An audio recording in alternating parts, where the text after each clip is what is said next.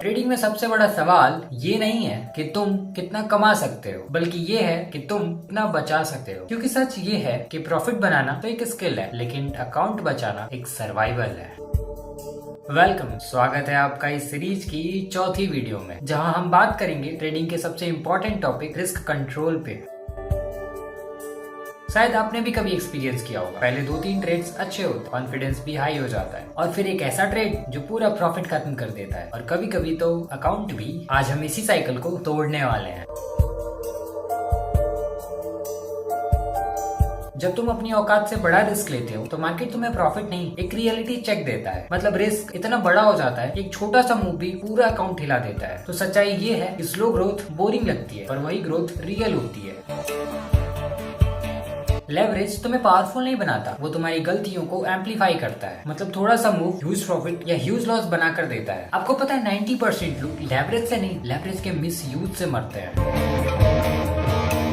Stop loss नहीं लगाना मतलब ओवर ट्रेड करने के बराबर होता है। इसका मतलब सिंपल सा है, तुम ट्रेड नहीं, तुम गैम्बलिंग कर रहे हो। और सच्चाई ये है कि मार्केट को फर्क नहीं पड़ता कि तुम क्या चाहते हो।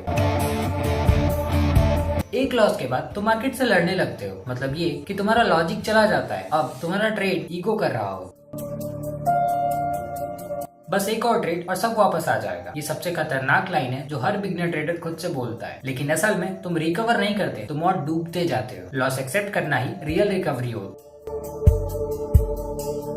रिस्क का मतलब लॉस नहीं होता, रिस्क का मतलब होता है कि अगर तुम्हारी एनालिसिस गलत जाती है तो तुम कितना लॉस एक्सेप्ट करोगे। अब मान लो तुम एक ट्रेड एग्जीक्यूट करते हो जिसमें 10,000 रुपए की कैपिटल इन्वेस्टेड है। अब ट्रेड एग्जीक्यूट करने के बाद आपने डिफाइन नहीं किया कि आप कितने का लॉस एक्सेप्ट करें, तो जो काम आप कर रहे हैं उसे ट्रेडिंग नहीं गैम्बलिंग बोला जाता है। अब अगर आपने वहाँ अपना रिस्क डिफाइन किया है, फॉर एग्जाम्पल इस ट्रेड में मेरा केवल 500 रुपए का लॉस होगा, इससे ज्यादा का लॉस मैं नहीं लूंगा, तो असल शब्दों में इसे ट्रेडिंग बोला जाता है। याद रखिएगा, रिस्क जितना ही छोटा होता है, डिसीजन उतना ही क्लियर होता है।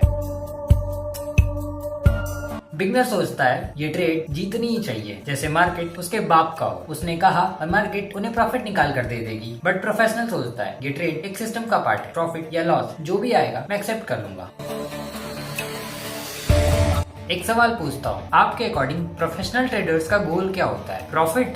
नहीं, the answer is survival. Simple सी बात है यार, आप क्रिकेट पिच पर रन तभी तो बनाओगे ना जब आप अपने विकेट को बचाते हुए सरवाइव कर पाए। याद रखिएगा, जब कैपिटल सेफ होता है तो अपॉर्चुनिटीज खत्म नहीं होती, लेकिन जब कैपिटल खत्म हो जाता है तो पूरा गेम खत्म हो जाता है। तो खेल का नियम सिंपल सा है, अपने विकेट को बचाते रहिए और रन बनाते रहिए। धन्यवाद।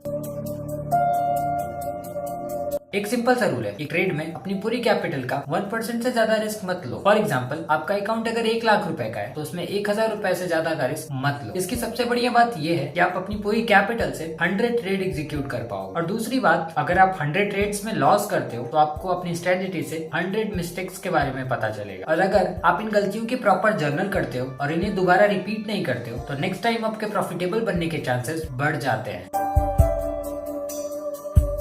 रिस्क कम होने की वजह से बहुत सारे फायदे होते हैं। जब रिस्क छोटा होता है तो फियर कम होता है, पेशेंस बढ़ता है और डिसिप्लिन पॉसिबल होता है। इस तरीके से अगर आप रिस्क कंट्रोल करते हो, इमोशन कंट्रोल करना इजी हो जाता है। बाय द वे, अगर आपको इमोशनल कंट्रोल के बारे में वीडियो चाहिए तो मुझे कमेंट में जरूर बताइएगा।